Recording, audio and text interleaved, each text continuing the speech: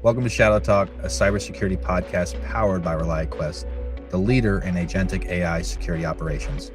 I'm John Dilgen, Cyber Threat Intelligence Analyst. And I'm Tehman Tariq, Senior Manager of Gray Matter Operations. And today, we're talking about how organizations stuck in reactive mode can't defend against legitimate tools that can be used maliciously.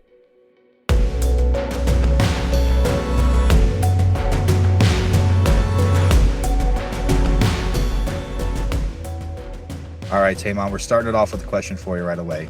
So I have to ask, when did legitimate software become the scariest phrase in threat intelligence?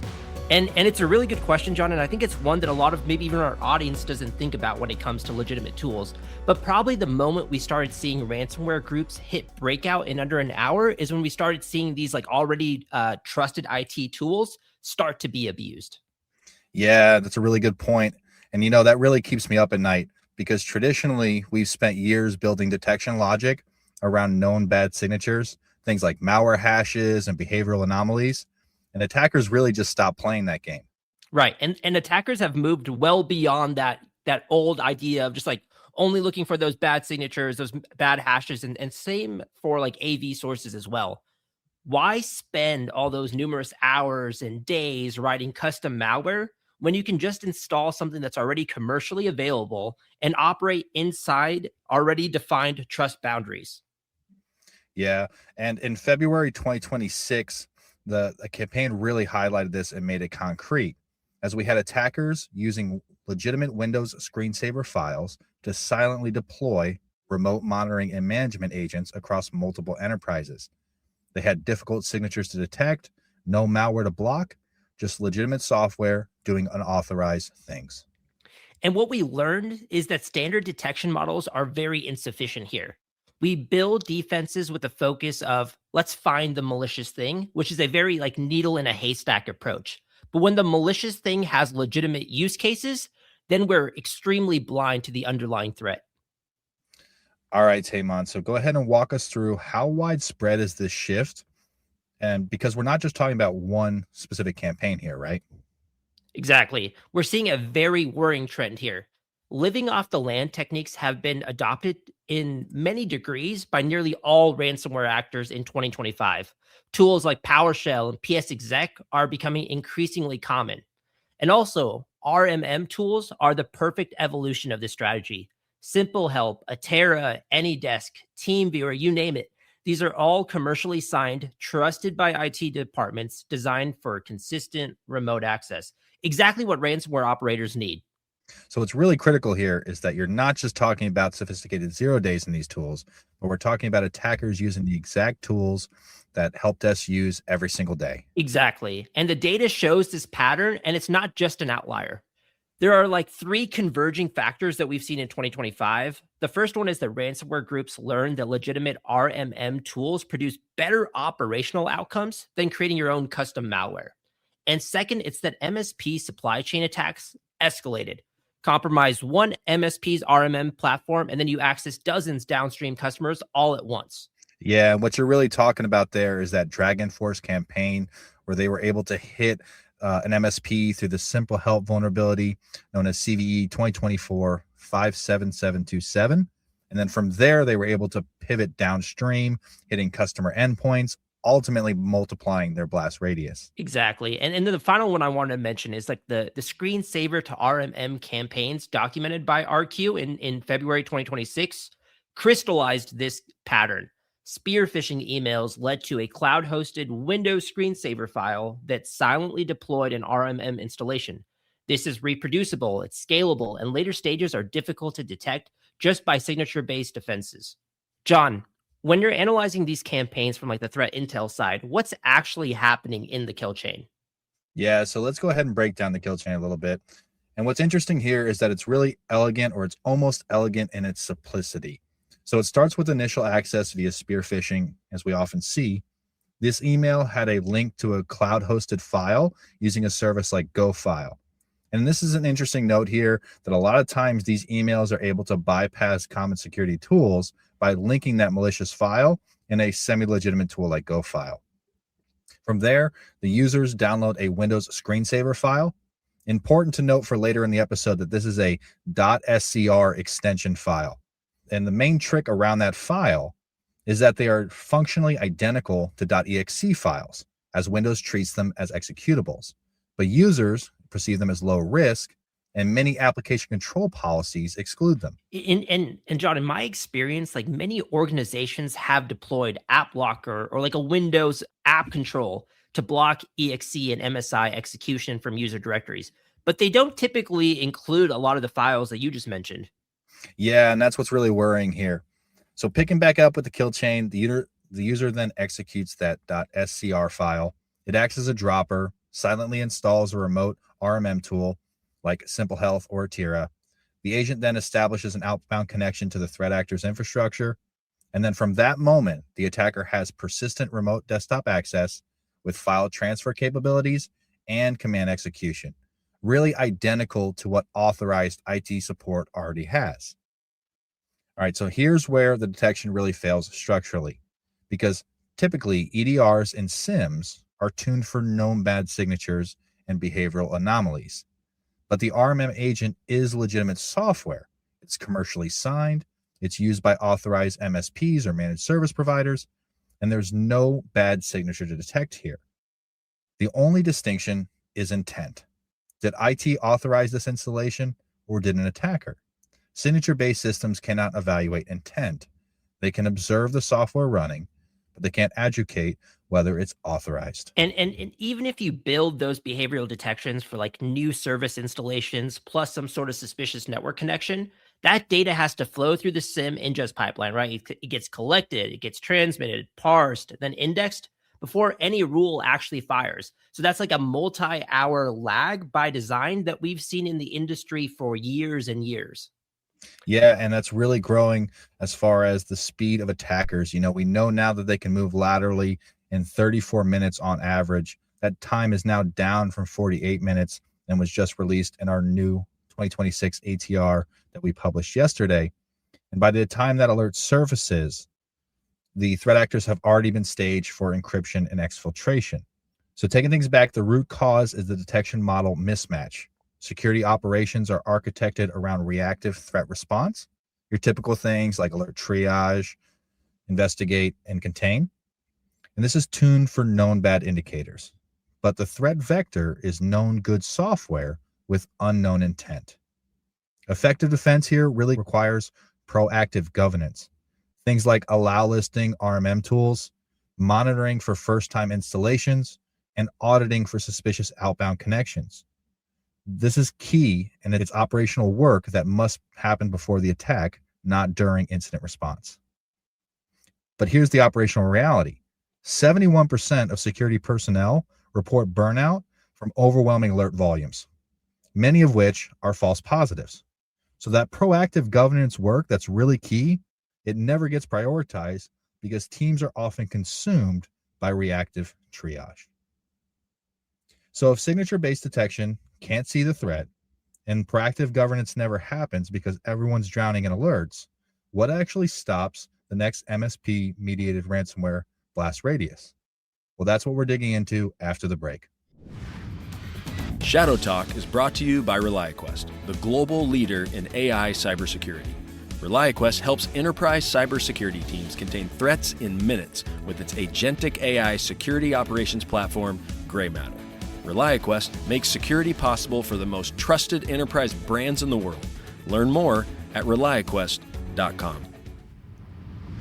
Before the break, we laid out why reactive detection fails when the threat is legitimate tooling. Now let's talk about what defenders actually control. Yep. And this leads into our first main discussion topic, which is going from reactive triage to proactive governance. So we know that most SOCs are stuck in that reactive mode, right? It's alert triage, investigation, containment. But how do you build operational time for proactive RMM governance when the alerts always seem to be firing 24/7? Yeah, it's a really tough problem. And what you're really outlining here, Tehman, is the maturity problem that many security teams face. You can't reach proactive when you're trapped in reactive. But there's also a capability amplification happening right now with AI-driven security operations that can help. And the first step here is reframing your analyst's focus and their capacity. So most analysts, as we mentioned, are stuck in that tier 1 and tier 2 alerts. Their daily tasks are things like alert enrichment, deduplication, initial investigation, and you really need to be able to free up your analysts to do that strategic work, that proactive governance that actually helps prevent breaches. Now, to be clear, this is not just throw more automation in the mix. It's operations that can it's operations that can reason across context, investigate with nuance, and surface high confidence findings without a human reviewing every single alert. And John, like the piece that I want to mention around that, it seems very simple, but I don't think a lot of security teams think of it that way, right? It's like when you look at what your team is doing, they're spending 80% of their time on alert triage and 20% of their time doing actually proactive work. This is something that we see with customers like day in, day out. And it's not something until we call it out and actually have those types of conversations. But that's something where we need to invert that ratio. Yeah, exactly. And that proactive work is ultimately what stops RMM weaponization and other threats. You can build RMM allow lists, monitor for first-time RMM agent installations, and again, audit those outbound connections to verify that they match sanctioned infrastructure. And what you're referencing there is governance, right? It's not detection.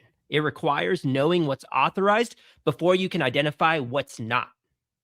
Yeah, and the truth is that most organizations don't have that baseline because they don't have the operational time to build it and put it in place. All right, Tehman, opening up to you. So what do organizations actually control when they can't secure the upstream RMM vendor or prevent every phishing email, as new tactics appear constantly that can bypass our traditional defenses? Right. Like you control everything on your side of the trust boundary. There's like 3 layers to it: visibility, gating, and containment. We're going to start with visibility. Know which RMM agents are authorized, where they should be installed, what infrastructure they connect to. That's asset inventory plus that tool governance. If you can't answer, is this RMM agent supposed to be here? You have no baseline for that anomaly-based detection. The second one is around gating. Application control policies that cover all executable formats, not just executables or MSI files, but also some of the ones that John mentioned, such as those screensaver files, the .coms, the .pif, the .hta files, block execution from user writable directories. And this typically requires like digital signature verification, plus some sort of like using audit mode initially to help tune those policies before you actually enforce it across your organization. And now the final one I want to mention is that containment by design. So assume something will slip through. Network segmentation, so RMM connections route through monitored paths only. Least privilege for those service accounts, short-lived credentials. The goal is to shrink the time between an attacker installing RMM and the time it takes to detect, isolate, and then rotate.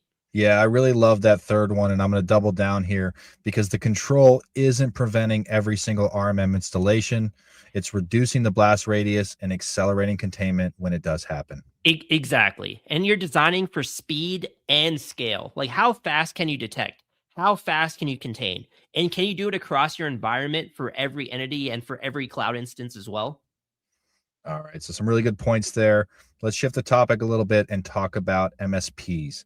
So when DragonForce compromised that MSP last year through the Simple Help vulnerability, they gained access to every customer that MSP supported through the RMM portal. So how do you defend against a threat vector that you don't control?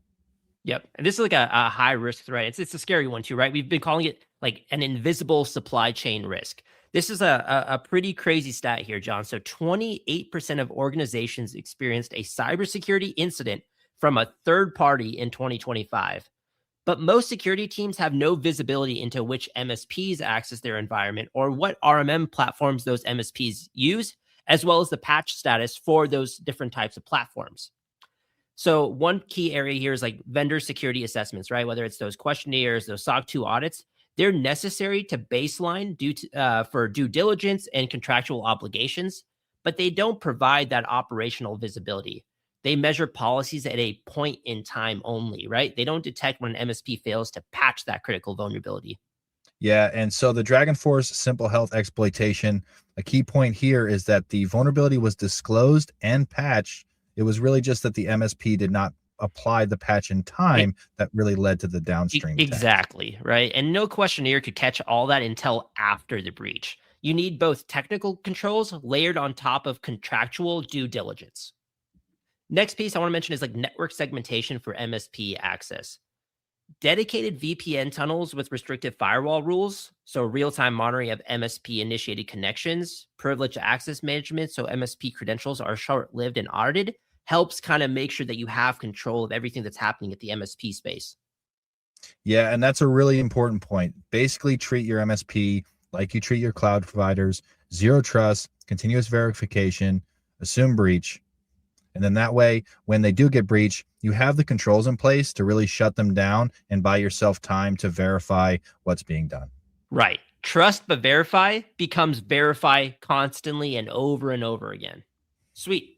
As we start to close out the show, there's a few different takeaways that I wanted to have from especially like a CISO and a strategic level.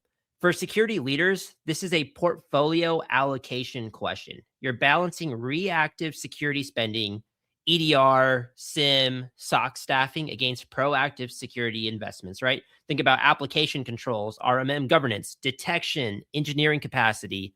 The data shows reactive only strategies fail when the threat is legitimate tooling.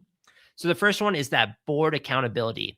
When your board asks about ransomware risk, we have EDR and backups is kind of like the common response, but that's always incomplete, right? You need to articulate the difference between detecting malware and governing legitimate tools. EDR addresses signatures, but not the intent. The governance layer is what prevents RMM weaponization. Second, MSP third-party risk is a lot more quantifiable now than it's ever been before. Similar to the stat that I mentioned before, 28% of organizations experienced third-party incidents in 2025.